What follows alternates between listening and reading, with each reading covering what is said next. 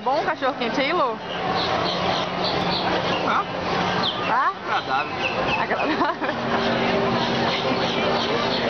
Ela vai usar o pão. Mostra o cachorro. Mas vai cair, ó, a batata que você colocou. Se fosse lá. Tá bom? Então, Hã? sério. Ah, gente.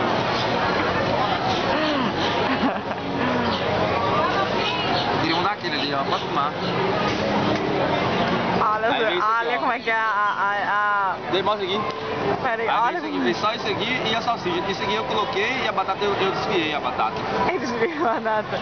Como é que dá zoom nesse negócio aqui? Não sei como é que dá Aqui em zoom. cima. Ah, tá. Como é que é a divisão, né?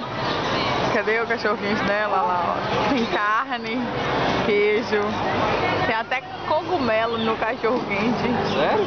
Sério, você comeu um dele.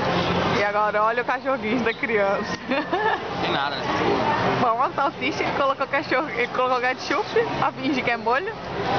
Quebrou uma batata em cima pra falar que é batata Tá palha. horrível. Custou $7 isso aqui. Dá mais ou menos uns R$12. Uma porra dessa. Tem que comer, né? Do quê? Confissões de um Mickey indignado com o cachorro quente.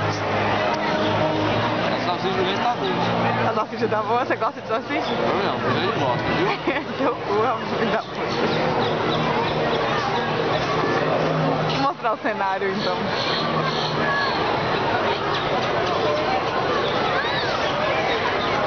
A gente tá no Tomorrowland, que tá mais pra Before Yesterday Land.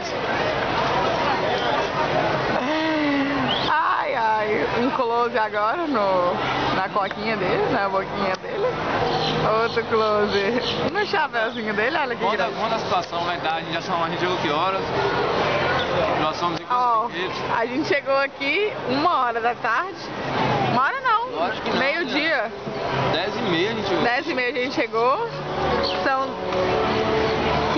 10 para 3 e a gente foi em 2 brinquedos. Aí é muito legal a Disney. A Disney é mágica. Olha, você Um vê. pouquinho na fila, só esperando a gente brinquedo. Ou seja, a fila é interna. Então nem dentro do parque a gente ficou. A gente ficou 2h30 na fila e o restante em 2 brinquedos. Aqui a gente tá com fome pra comer, pra tentar ir mais 2 brinquedos. E era legal os brinquedos? Uma podre, tudo antigo. Ah, a Disney é mágica, a Disney é ótima. Ai, adoro a Disney. Dá um tchau, vai.